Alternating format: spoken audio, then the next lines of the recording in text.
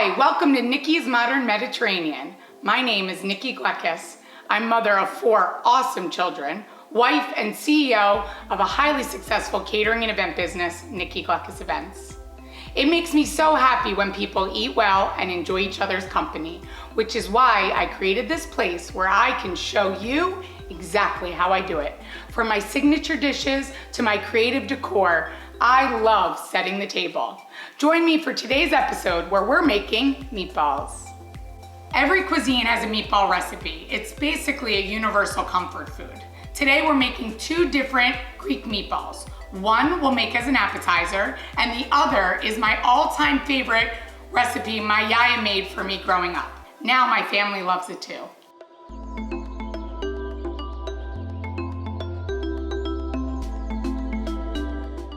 The first recipe we're making is Youvarlakia. This was my favorite. I love these meatballs. So we're gonna use ground beef.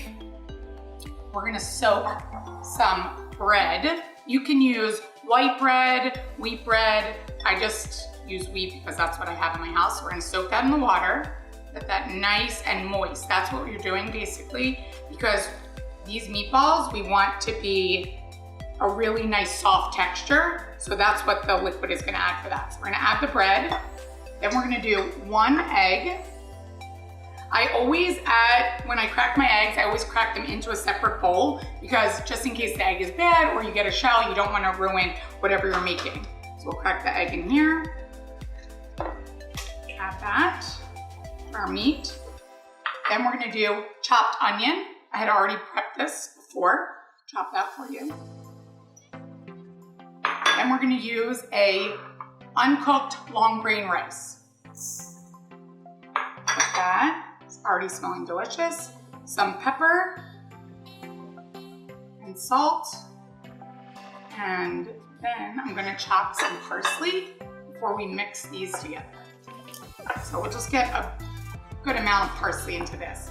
So it's interesting, in Greek cooking, we often use, actually very often, we use garlic. But for these meatballs, we don't add garlic to any of them. So that's something that you'll see in Greek cooking, we often use just the same ingredients. Salt, pepper, oregano, olive oil, lemon. Those are just like the staples. And garlic, of course. So we'll just chop that up.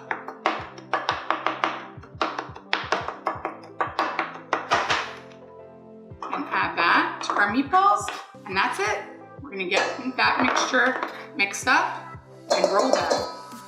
Now that we have all the ingredients in the bowl, we're gonna mix all of this together. I like to just use my hands, so I'm just gonna take my rings off to do this so that I don't have meat all over them.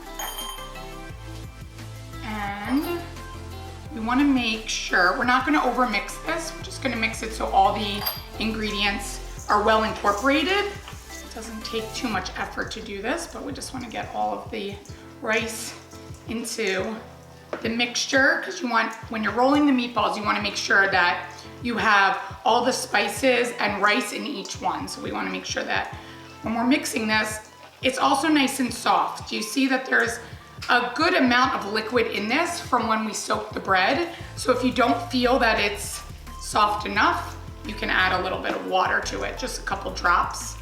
So now that it's all mixed and incorporated, we're gonna get starting to roll our meatballs. You wanna mix this well enough to break up the bread as well, because we did soak the bread, but we put it in whole. So it's different than when you're incorporating breadcrumbs into a meatball, since we put the slices in. So that looks great, actually.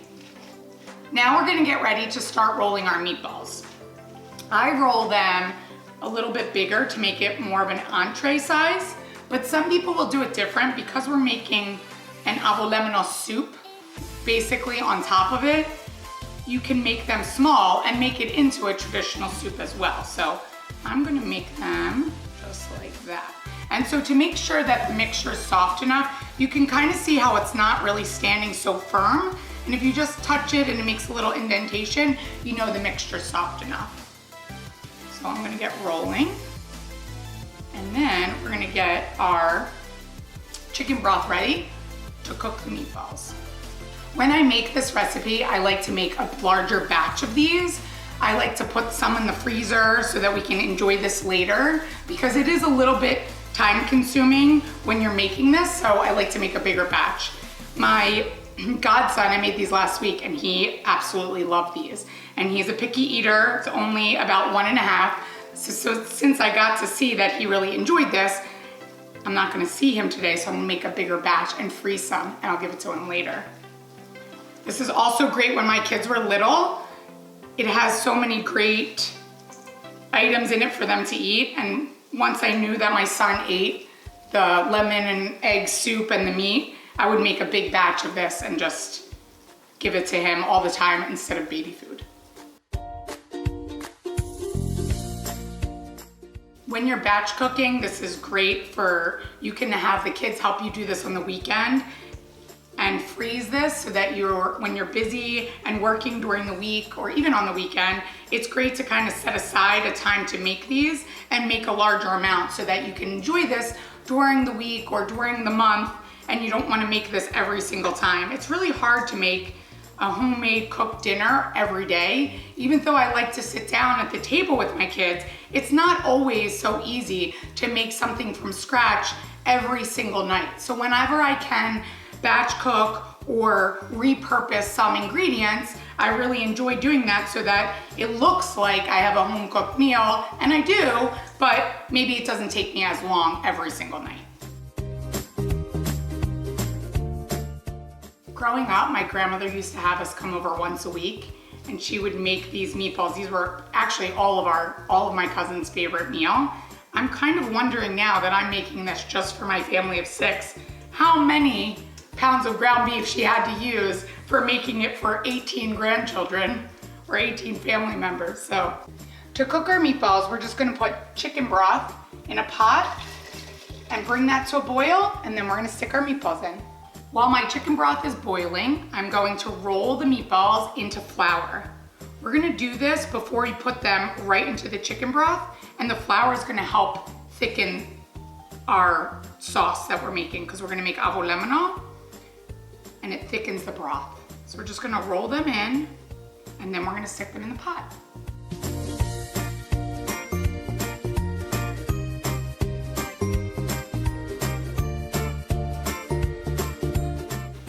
Now that our chicken broth has come to a boil, I'm gonna drop our floured meatballs into the pot. I'm gonna use a spoon because you don't want to just drop them in and break them. So I'm gonna carefully place them in the broth, and we're gonna cook them for about 25 minutes in this broth. And while they're cooking, we're gonna make our avolemano sauce.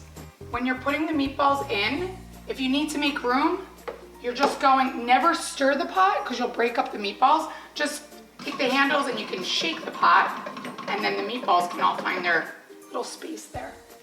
So while our meatballs are cooking, we're gonna make our avolemano, which is a egg and lemon sauce that we're gonna put into our meatballs. So for this, we're gonna use 2 eggs, and we're gonna separate the egg whites and the egg yolks.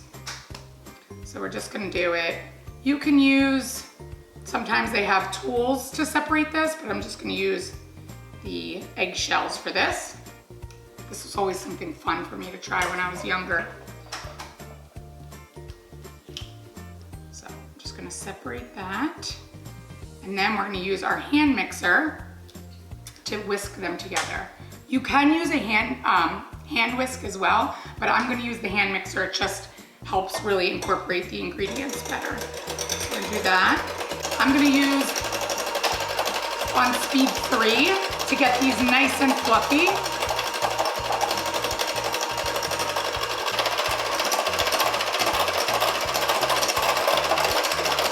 So now that we have our egg whites nice and fluffy, we're gonna pour in our egg yolks into this mixture and mix that up.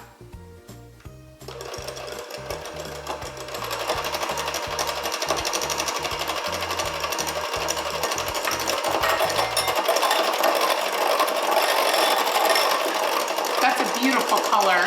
This is what's really gonna add that vibrant color to the avolemano. So So now our egg whites and our egg yolks are beaten together. We're gonna pour in fresh lemon juice. I've already squeezed the lemon juice here, and we're gonna slowly whisk that into the mixture. Turn this on.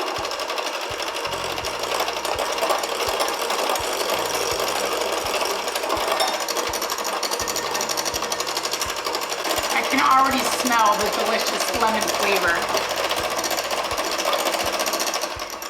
Now that we've incorporated our lemon and our egg whites and our egg yolks, and they have this beautiful fluffy and beautiful yellow color, we're gonna make the avocado sauce. This part can sometimes be intimidating because we're gonna temper the eggs, and you have to be careful because you don't wanna cook the egg. So what I've done is I've ladled out some chicken broth from our meatballs, and they're still cooking, but I've ladled out some of the hot broth. I'm gonna turn on the hand mixer and slowly pour in the hot chicken broth, and I'm gonna whisk it the entire, you can either hand whisk it or use the hand mixer. You wanna make it so that you're basically tempering the eggs and you're not gonna cook them, so that we can make our beautiful sauce and pour it into the pot. I'm gonna turn this on.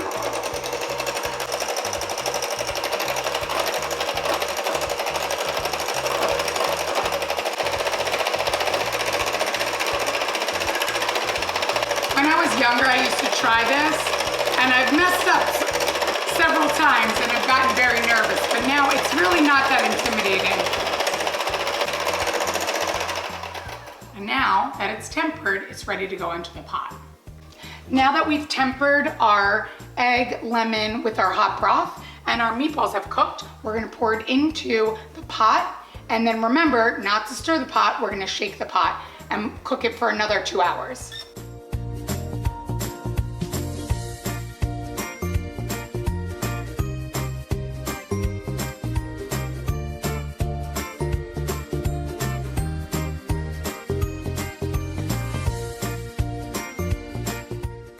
The next meatball we're gonna make is keftedes, a pan-fried meatball.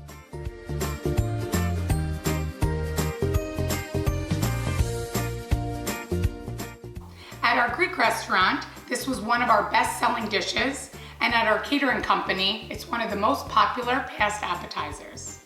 Tonight, I'm gonna make it for my family, and we're gonna make it as an appetizer portion size. So we're gonna make ground beef into this pot. I'm gonna use panko breadcrumbs, but to moisten the mixture, I'm actually going to just add them to some water to moisten them. And that will help with the ground beef as well. Put that into the pot. Here. Some chopped onion. I'm gonna add 1 egg. Again, I'm gonna crack it in a separate dish. Salt, pepper, and oregano. Some oregano, salt, pepper, and then our secret, mint. So this gives it a really unique flavor. At the restaurant, people would always ask, what's this flavor I'm tasting? But they never really could pinpoint it. So again, unlike Italian meatballs, we're not adding garlic to this, which is unusual in Greek cooking, but not in our meatballs for some reason. So I'm gonna chop that. I'm actually gonna put a little bit more. Take these, ooh, this smells so good. Mint for this, I always try to incorporate it, any of my herbs, I try to make something else with that, so I'm repurposing why I bought this. So the smell of this is really just making me wanna make a cocktail, an ouzo mojito. So we got our mint. Look at that beautiful color already. We're gonna mix this up and start rolling our little appetizer meatballs.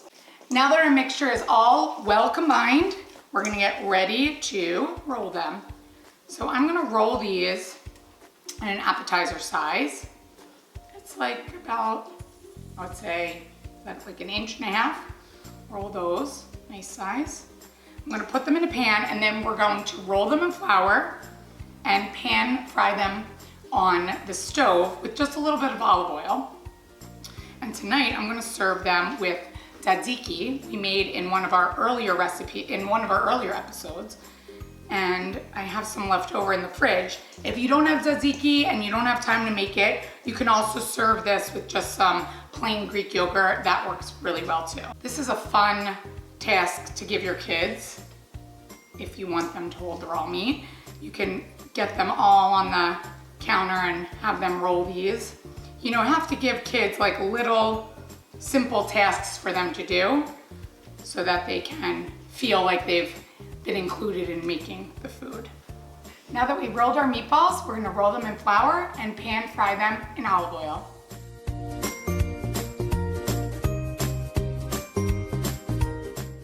To pan fry our meatballs, I'm gonna put some olive oil in the pan. Heat that up.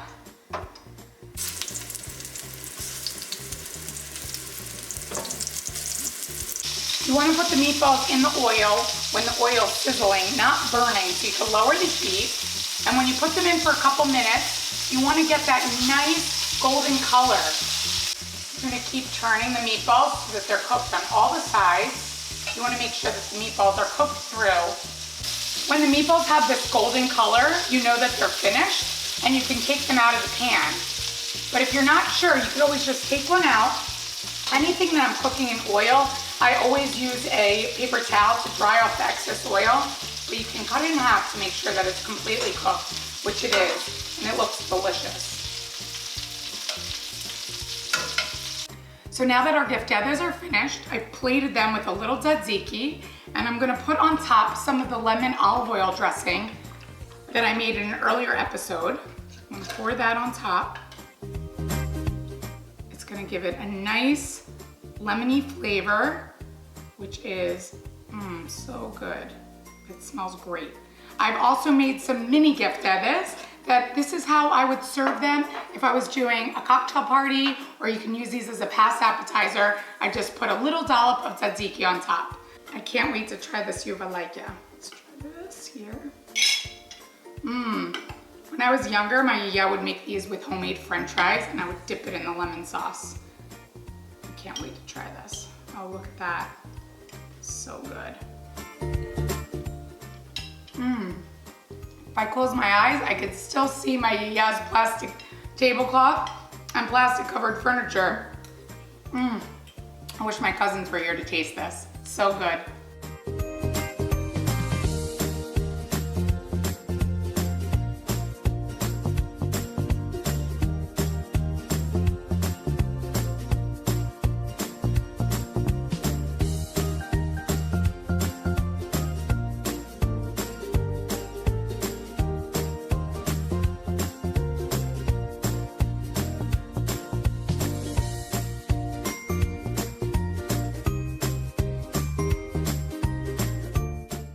Thanks for joining us today. I hope you enjoyed as much as I did. For the full recipe, visit us at nikkiclekis.com. See you next time.